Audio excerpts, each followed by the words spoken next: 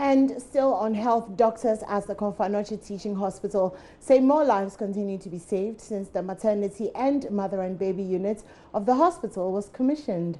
A JoyNews special assignment documentary, Next to Die, by Seth Kwame Boateng, which highlighted the needless deaths of mothers and babies at the hospital due to congestion, led to the construction of that facility.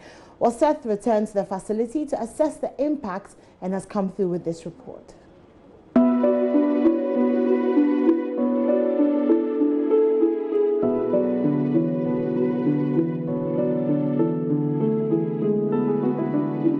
Death is inevitable, but some, especially maternal deaths, are totally preventable.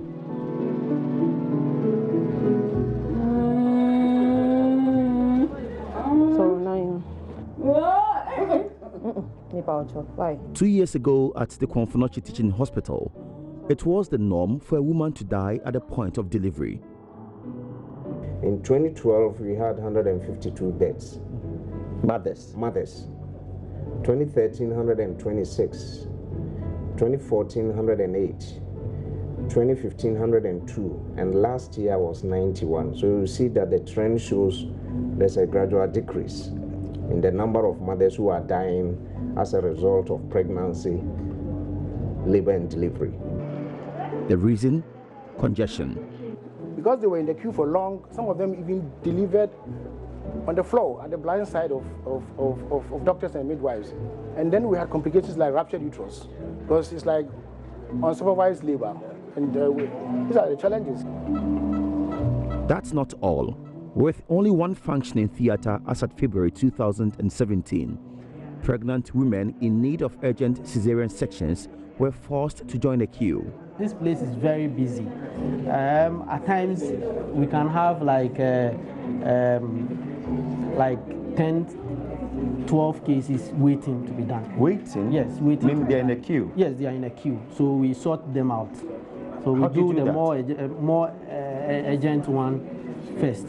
That's how we do. So we sort the cases out. And at times we can have 2 or 3 emergency cases that you need to sort them out at the same time, and it creates a lot of problems. So what do you do? When it comes to that, you prioritize them. So you choose the one that is more urgent and then you do it. All that these women required to stay alive and take care of their families was a facility spacious enough to cater for their maternal needs. Construction of this 1,000-bed facility, which began 44 years ago, is yet to be completed.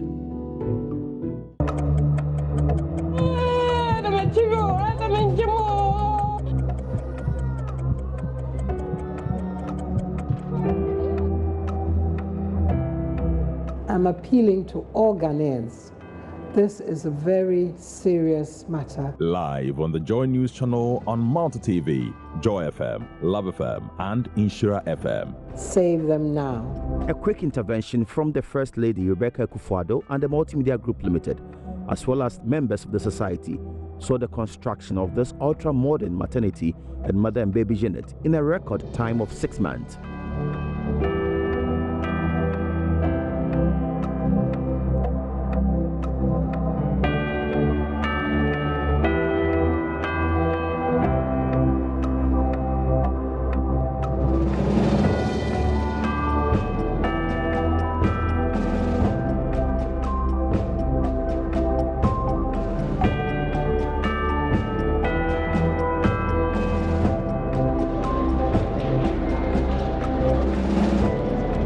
It's 2 years since the facility was commissioned, and the impact has been phenomenal.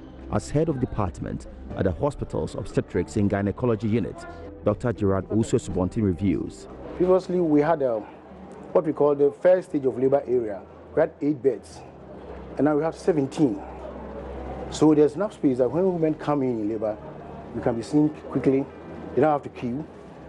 And previously, we had only 2 recovery area beds. Recovery area means when they've been operated upon, we need to monitor them. And if we have only 2 beds, as soon as 2 people are there and they've not been sent to the ward, everything gets choked. Then those who are operated have to be kept at the corridors. And the corridor could take about maximum 2. Now we have 9. So what means that as soon as we operate upon them, they are able to be sent to the recovery room, so we don't have to wait. He adds the number of needless deaths has drastically reduced. 17 to April 2018, we had 135 maternal deaths. And then if we compare it to May 2018 to April 2019, this has dropped to 115. That's when we moved in. The latter part, the second figure is when we moved in. And then what we call stillbirths, babies who die before they are born. When we compare the figure from May 2017 to April 2018, we had as many as 401. Compared it to May 2018 to April 2019, this has dropped to 247. Almost 50%. Almost 50%, more than that even.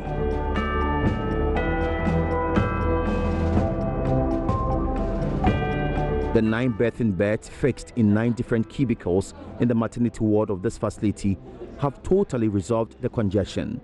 2 years ago, there were only 2 such beds available, and there was no privacy. Doctors and midwives here do not have to rush patients through delivery to make way for others anymore. As you can see, they are taking their time to help this woman successfully go through this excruciating experience. It has actually relieved the areas of the previous operation, which are now being used for other purposes. So therefore, clearly what it means is that it has given us a little more additional space for operation. Bed no dorsum, it is a more dorsum send them cry. Also, was in Yahona better. So, we make no 4th born, and I do not want to have Baha. By no, that's around 1 time 11:30. And I'm a down time, much 5 now, only a Baha. Until Hono who how, and I have to buy a Kandaha. Vim lady in a man news, Mammy said, Boatin Bina. Yes, I report. So 2 years I refuse my about time. If anything shook Ghanaians and mobilized them to support the immediate construction of this new facility, the unacceptably high number of preventable deaths at the mother and baby unit was the reason. Roughly, our mortality rates are around 20%, which means that 1/5 of the babies who come in will end up dying. So that would maybe what? On a bad day, we can lose 6, 7 babies. We've had days when we've lost as many as 10 in a day. But, very often I'd say 3 or 4 a day. But I think the point is, occasionally you have a baby who is so bad, maybe he's born with a very severe birth defect, who you really know from the beginning that there's nothing you can do. But very often you know that there are babies who could have done something if, you had everything that it took to be able to.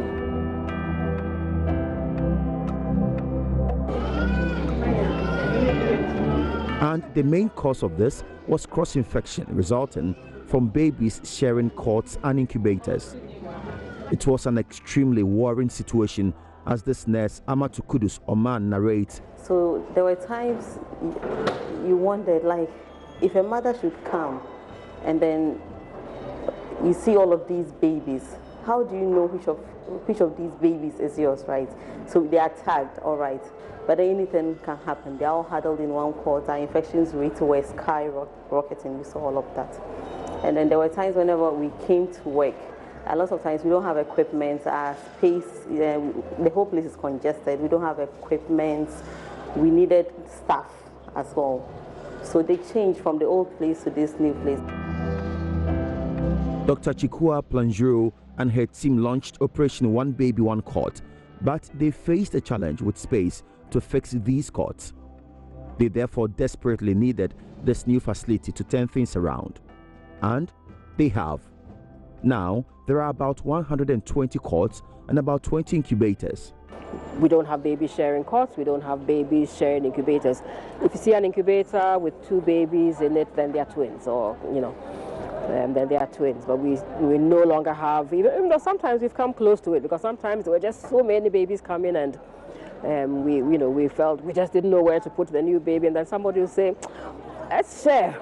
But then, somehow, I think God has been good to us. We've always been able to find maybe one baby who is a little more stable, remove him out, clean the incubator, and put the new baby in. So since we came here, generally, we have not had to pair babies in cots. Yeah.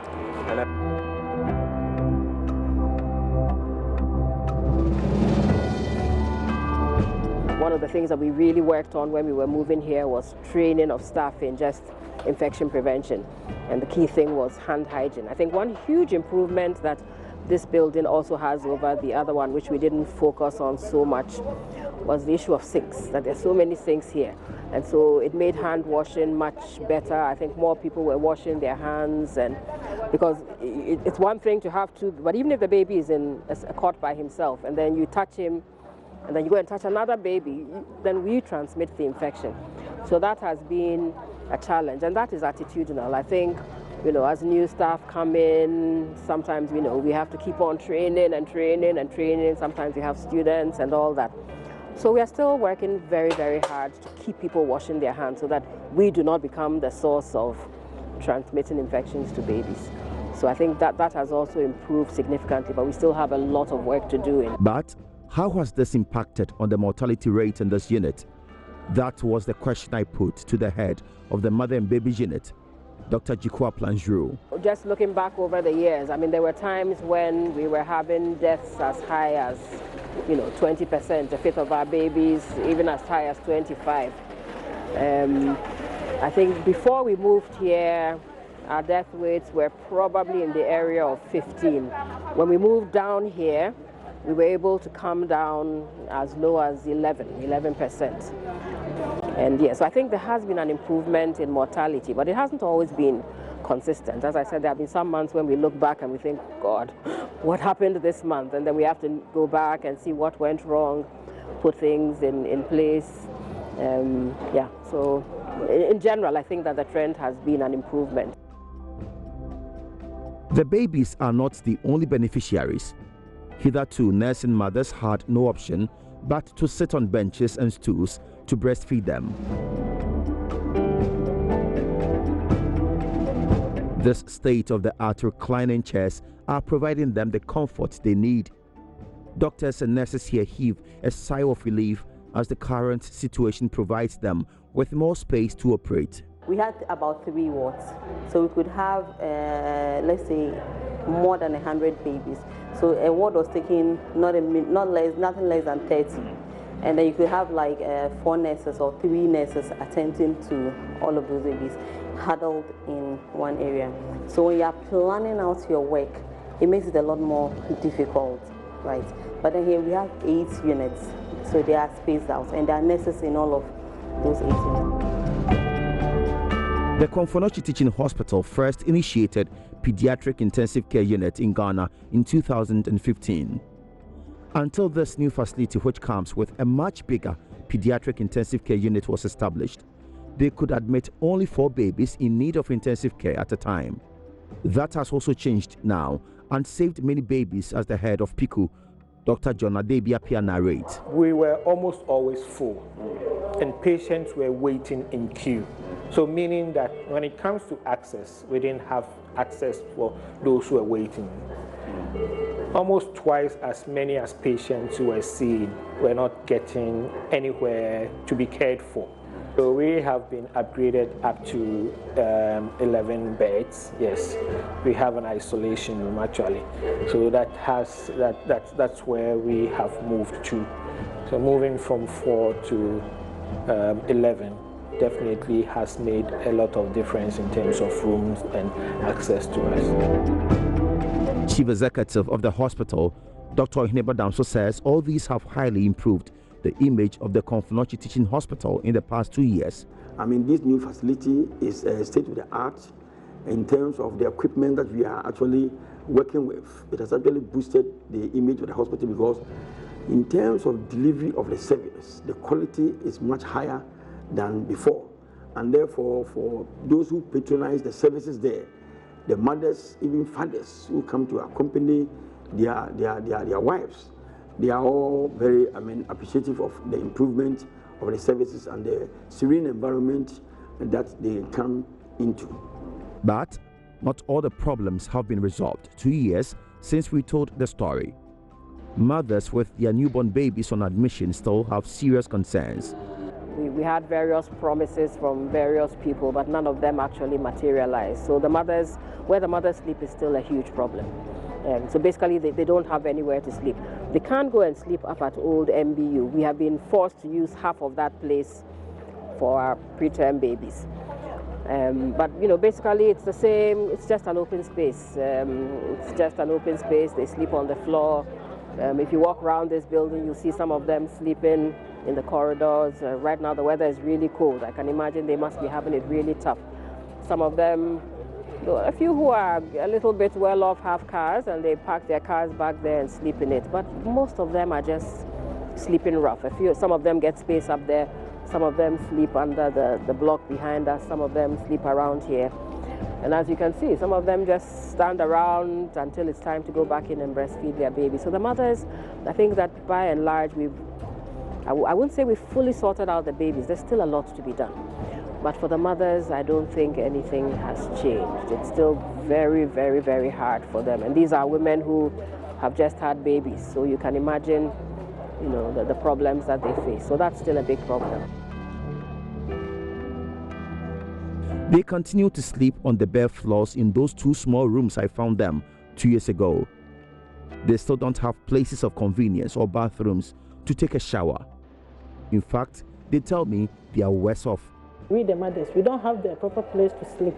Even water to here is very hard for us. We don't get water to bath.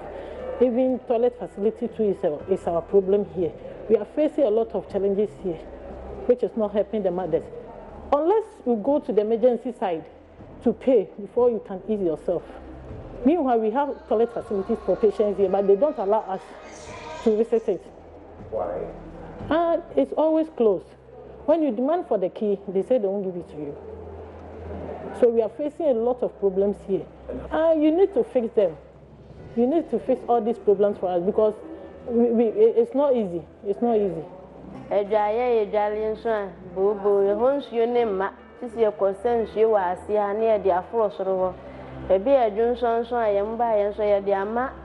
Musin ko beta for an kwana junso yo muma ye nyunso bi junso de ti sie tum nika ko soro ho ansane ya ko junso ansane asaba ye ti ye pesa mo boa ye na ye nya dan ye ba na ye no ye mati mi ada go okra ne ba wa ye operation ye se ye mane na wonten ko bana kura yi susan. As President Akufo-Addo prepares to cut short for work to start on the almost 46-year-old abandoned maternity and child health center, many of these nursing mothers are praying that their cry is heard by benevolent donors to make life at the hospital comfortable for them. This is Seth Kwame Boateng from JoyNews.